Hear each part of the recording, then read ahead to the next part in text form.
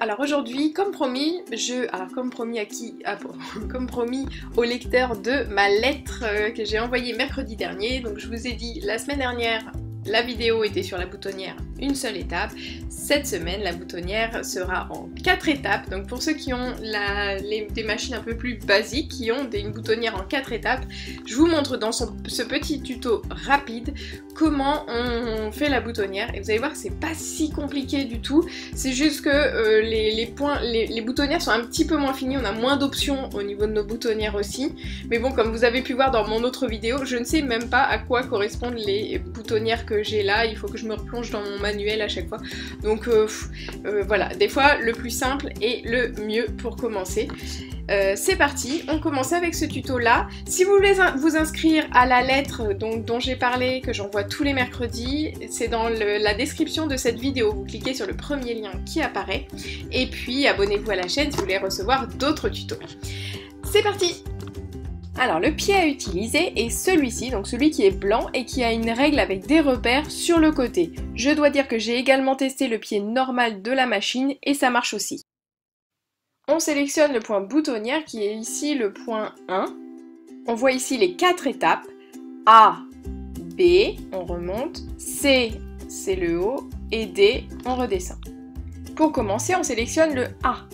J'ai mon repère de boutonnière sur mon tissu, j'ai tracé un petit trait horizontal pour le début et pour la fin. Je vais l'aligner avec les 2 petits traits rouges sur mon pied et je vais faire à peu près 7 points gauche-droite, gauche-droite. Et je relève mon aiguille si ce n'est pas déjà le cas. Puis je sélectionne la position B. J'appuie sur la pédale et là après tout ce qu'il va falloir faire c'est bien regarder que notre repère qu'on a tracé sur le tissu apparaisse bientôt entre les 2 traits de la petite fenêtre. Et voilà, quand il est apparu, hop, on arrête. Pour l'étape C, on revient à la position du milieu. Comme pour l'étape A, je vous conseille 7 ou 8 points. Après, vous dosez, mais si vous en faites trop, ça fait un gros paquet. Comme entre chaque étape, on relève l'aiguille et on passe à l'étape D. Dernière ligne droite. Et à la fin, je fais bien attention, là je vais ralentir parce que je veux piquer mes derniers points pile dans les allers-retours que j'ai fait tout au début.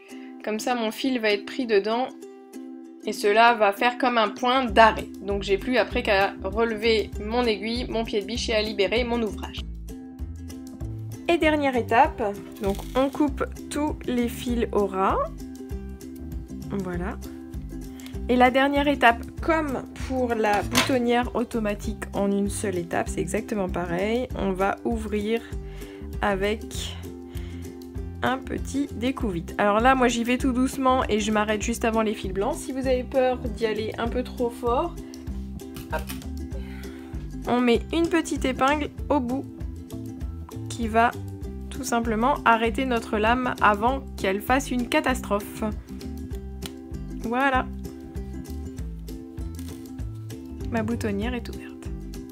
Voilà, merci beaucoup Amélie de m'avoir prêté cette machine à coudre pour vous faire ce tuto qui servira à beaucoup de débutantes, j'en suis sûre.